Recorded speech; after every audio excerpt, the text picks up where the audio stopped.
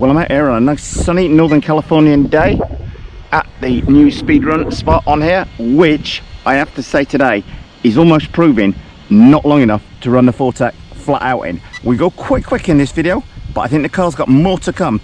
But I'm having to ease off onto the brakes just as the thing is really getting going, but it is pushing quite a big ratio on here, and it's at 92 degrees. So as you will see, the car maybe has a few heat issues later on in this video. But anyway, I'm going to be working on this car over the next couple of weeks to see what we can squeeze out of it. So if you don't want to miss those runs, then don't forget to like, share and subscribe. Anyway, keep watching to see what speed we hit today.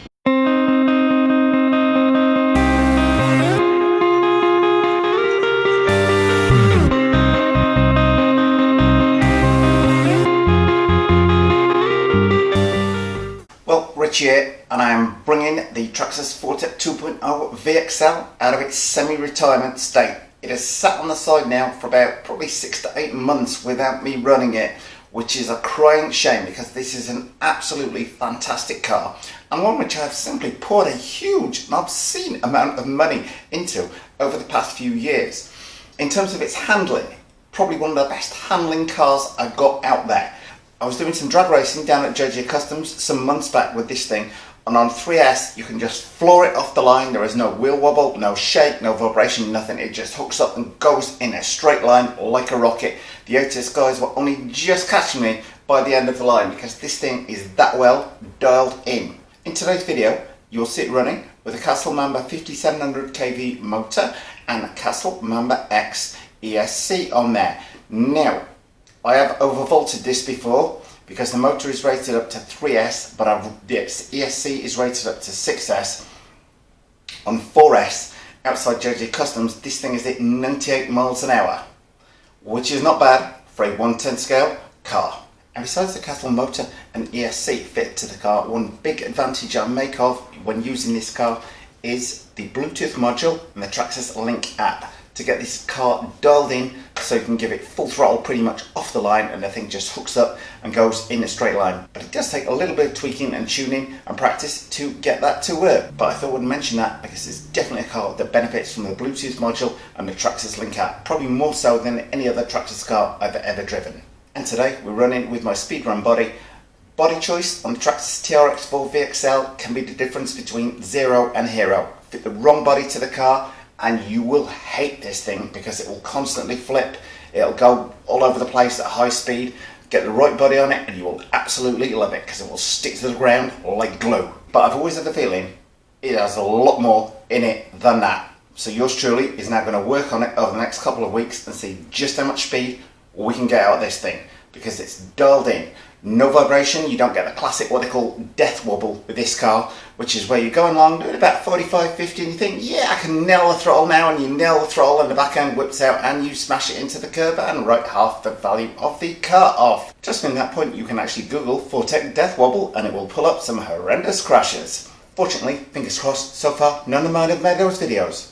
And I've got the GPS on the front here because I've got the Sky RC GPS, and thank you so much to the young gentleman that sent me this custom made orange and black case for it. There's a link to the cases below the video because it is highly recommended in the event that, say, when somebody first drives this car for the first time in 6 months, it flips over very unexpectedly. Anyway, keep watching to see what fun and what speed I achieved today. And I'm going to talk through my future plans for the car, as I do feel it's got quite a bit more to come from it, even in this spec. Just remember guys, if you like what you see today, don't forget to subscribe. It's ages since I've been out with my Traxxas Fortec 2.0 VXL, Castle motor on board, fun on there to keep it cool, as running speed gearing on air today. A little while since I've run the car, but I've got the GPS in my speedrun body there. First thing to know, check my Traxxas Link app is connected, and it is. Run this car much better with the Link app on than without it. Okay, GPS 0. Don't believe I nearly forgot that. Just checking it. So it's got the speed, the steering's dialed right down at the minute. It's probably needs a longer area to get the maximum out of this today than it is, but with this TSM on here,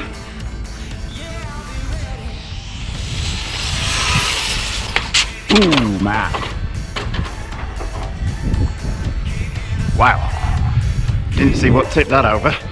And in slow-mo you'll see the back of of the car kicks up, not the front getting lifted on the air. Steering looks okay.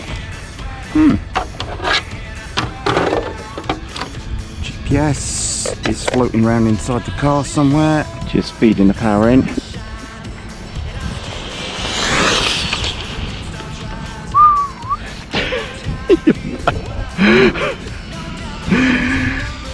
Definitely need somewhere longer, Richie. That's a big distance.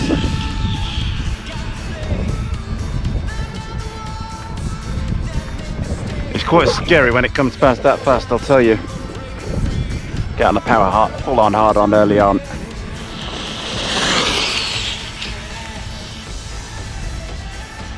Do not want to meet up with any of this concrete.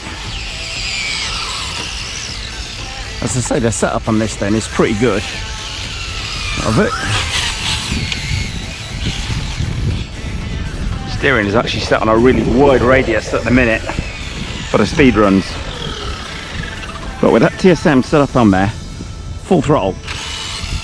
Oh, and she dies on me. Now, I have a feeling the ESC may be getting a bit too warm because that battery is fully charged. Yeah. It is about 92 degrees out here today, and that front left wheel, that wheel does not look right at all, and when that's taken a tumble, the screw has come out of the front axle carrier on there. Good job I spotted that before doing the next high speed run, as that could have been disastrous. Anyway, let's see what we got on the GPS. At least that's a nice easy fix. That could have gone horribly, horribly wrong. 76 miles an hour out on there. I definitely think we had more to come on there. That's just on 3S, by the way. So that's not done too badly at all. I said heat issues there with the motor, but that wheel going then, that could have been absolutely catastrophic. Okay, well, onwards and upwards, and we shall be running this again fairly soon. Maybe we need to do something about that heat issue on there. ESC was getting a little bit too warm too quickly to my mind on there. I think the car's probably got maybe 85 in it in this spec. The gearing is also, the gearing mesh I noticed from hearing it, also sounds a little bit tight on there, but not bad for 3S nonetheless. 76 miles an hour, considering I've not run nothing in about 6 months. So if you don't want to miss this car's next run, as ever, don't forget to like, share and subscribe. Okay, so 76 miles an hour, not too bad, not too shabby, considering it is not run for between 6 to 8 months on there. Now it occurs to me, I've never programmed this Castle Mamba X ESC at all. I was struggling on the acceleration today, I was struggling on the braking, so I'm going to up the punch level on the Mamba X, and I'm also going to increase the braking level on there because it was slightly worrying at the end. We still had steering on there, not too much of an issue, not so much of a big issue, but it could have been had we been going another 10 to 15 miles an hour faster. And I think with those tweaks to the ESC and yours truly checking out the gear mesh, because the pinion and the spur are far too tight, on the full throttle you ease up and the wheels stop virtually instantly. It's like having a drag brake on the car. So we've got too much transmission loss in there. So I think with those tweaks we could be on for maybe 85, 90 just in this spec. I am, however, not convinced that a Castle 5700 kV motor is the right one for the car. I've got a 4600 kV motor, which I think might be a better fit because this has got the hot racing speed gearing fitted to the car, which is just a ridiculous ratio on there. And the car's taken a good couple of 100 feet to get going. That 5700 kV motor makes all its power at the top end, so the thing's just coming past me. It's beginning to accelerate like a bat out of hell, and then I'm having a hammer on the brakes before the thing's really got going, giving its full head of steam. So I'm wondering if that 4600 kV motor might be a better option for pushing that hot racing gear.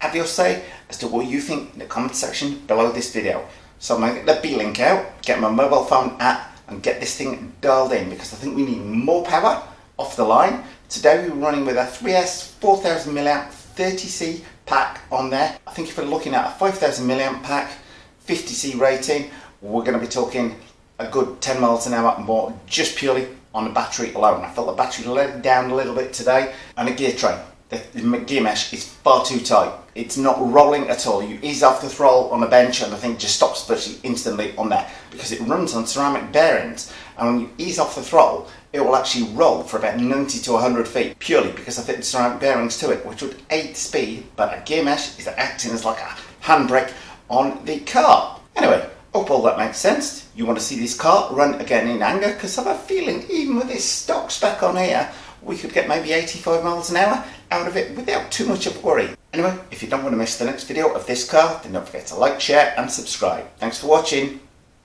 Well, thumbs up if you like this video, guys. Post any comments you might have in the comment section below the video and hit the circle below to subscribe. And if you do hit the circle, don't forget to hit the bell.